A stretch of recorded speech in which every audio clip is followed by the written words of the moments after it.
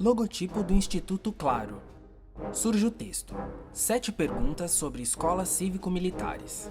Uma mulher loira entra em uma sala e senta em uma cadeira. Thelma Vinha, professora da Faculdade de Educação da Unicamp. 1. Quando surge e como funciona o modelo das escolas cívico-militares? Acho que, inicialmente, a gente tem que separar a escola militar de militarizada. As escolas militares, já existem há muito tempo e têm como objetivo formar quadros que vão integrar nas Forças Armadas. A militarização, ela muda, né? Então ela vem numa cultura que é inserido numa instituição que não tem esse como objetivo fim.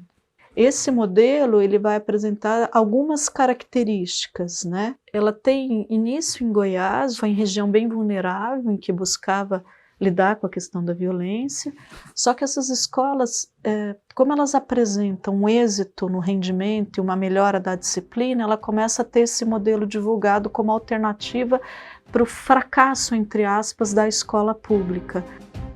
2. Esse modelo já foi testado alguma vez no Brasil?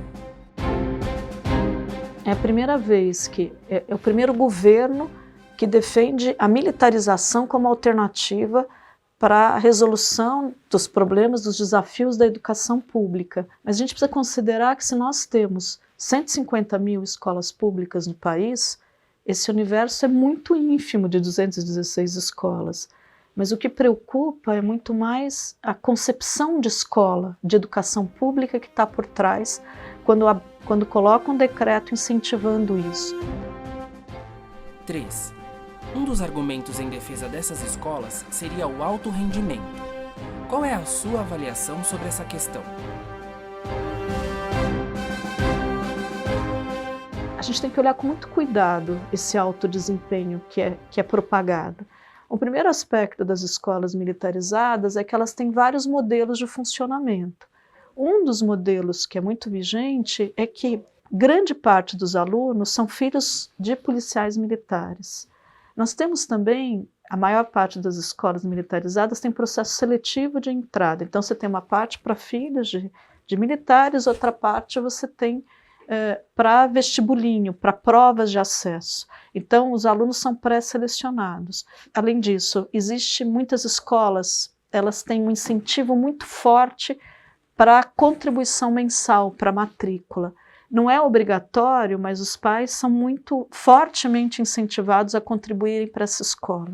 A infraestrutura das escolas, elas passam a ter laboratórios, quadra de esportes, bibliotecas, elas são climatizadas, tá certo? E se você pega, por exemplo, o dado do IBGE de 2012 e 2014, você tem 36% só das escolas públicas que têm sequer rede de esgoto. Você tem um número muito ínfimo de escolas que tem biblioteca, que tem laboratório. Então, ela já destoa da realidade das demais escolas públicas.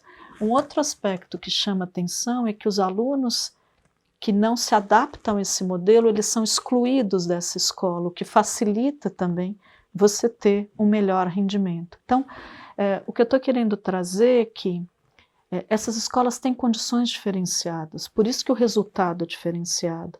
Se você pega uma outra escola pública e apresenta e propicia as mesmas condições, uma infraestrutura melhor, aumento de funcionários, mais recursos para essa escola financeiro, essa escola tem muito mais condições de apresentar um bom resultado, assim como as escolas cívico-militares. 4. Outro argumento seria o de haver mais disciplina. Você concorda com ele? Todo mundo defende que, para uma sociedade democrática, a disciplina ela é necessária, mas não é qualquer disciplina. É uma disciplina que é diferente da disciplina militar, é uma disciplina cidadã. E, nesse sentido, é função de uma escola, numa sociedade democrática, formar para a cidadania, mas a cidadania dentro de valores democráticos. Então, a capacidade de identificar perspectivas diferentes, coordenar a perspectiva, estratégias assertivas para resolver conflito, pensamento crítico. criatividade nas soluções dos problemas, empatia com o outro. A escola cívico-militar, ela entra com militares que vêm controlar comportamentos, impedir que conflitos ocorram. Então, não é utilizar os conflitos e a participação, o protagonismo, como necessário para o desenvolvimento de competências, habilidades e valores. É contenção desses conflitos. Chama também a atenção, nesse caso, quando fala de disciplina, que todas as escolas de elite e os países que têm um índice alto no PISA, como a Finlândia, como Singapura, como o Canadá, eles trabalham em direção contrária a esse caminho. Se trabalha muito mais no sentido de participação desses jovens. As escolas militarizadas não cumprem essa função tão necessária nos dias atuais. 5. Qual pode ser o impacto dessas escolas em questões como a dos direitos humanos? Nas últimas décadas, houve um avanço de fato nos direitos humanos, na luta justamente pelas comunidades LGBTI, a luta pela diversidade, as questões de gênero muito em pauta, ao mesmo tempo uma ideia de equidade mais presente, participação maior da juventude. Então nós tivemos inúmeras conquistas, progressos na área social. E o modelo da militarização, ele vem sim também como uma resposta a tudo isso. Ele vem como uma forma de um setor de sociedade que ainda defende que a obediência, que determinadas pautas têm que ficar longe da escola e da formação desses jovens. Como se a autoridade, a obediência e a disciplina, ela fosse dar conta dos diversos desafios que a nossa sociedade e a escola tem. Então, a violência não é diagnosticada, não é cuidada, não se oferece mais condições de vida para essa comunidade, para esses jovens, não se dá outras oportunidades. O que se faz é criar uma ilha em que nada é transformado, mas que se vende uma ideia de uma educação melhor. 6. Qual o impacto dessa medida na gestão democrática das escolas? Quando você vê o novo decreto do Ministério da Educação, esse decreto coloca uma adesão voluntária das escolas com participação da comunidade. Mas esse é um pseudodemocratismo, porque essa escola ela não tem nada de democrática na sua base. A gestão não é democrática. A participação dos jovens como protagonistas, dos professores, não é democrática. Então, você vende como um processo democrático de adesão uma estrutura altamente autoritária para esses jovens. E mais do que isso, para os professores também. Quem fiscaliza o que esses militares, já que você não pode denunciar, você não pode criticar, você não pode expor, não pode participar, quem vai denunciar as práticas abusivas e autoritárias? Muitas vezes, quando você mantém um modelo desse, você tira as estruturas reguladoras do autoritarismo e que precisam ser sempre incentivadas numa comunidade, numa situação democrática, numa escola democrática. 7. Quais princípios devem nortear o trabalho feito em escolas públicas? A escola, ela faz a passagem do espaço privado para uma educação pública no sentido de coletivo.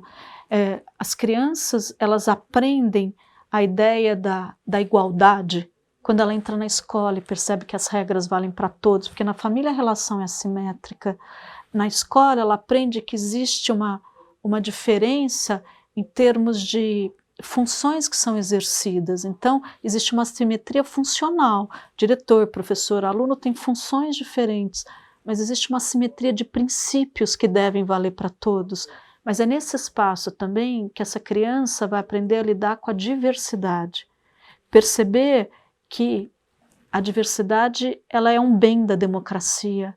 Então, a aprendizagem do espaço privado para o espaço público se dá na escola e ela precisa ser pensada e desenvolvida, de fato, para dar conta dessas características. E o modelo militarizado não dá conta. facebook.com/Instituto Claro, twitter.com/Instituto_Claro, instagram.com/Instituto Claro. Créditos finais. Logotipo do Instituto Claro.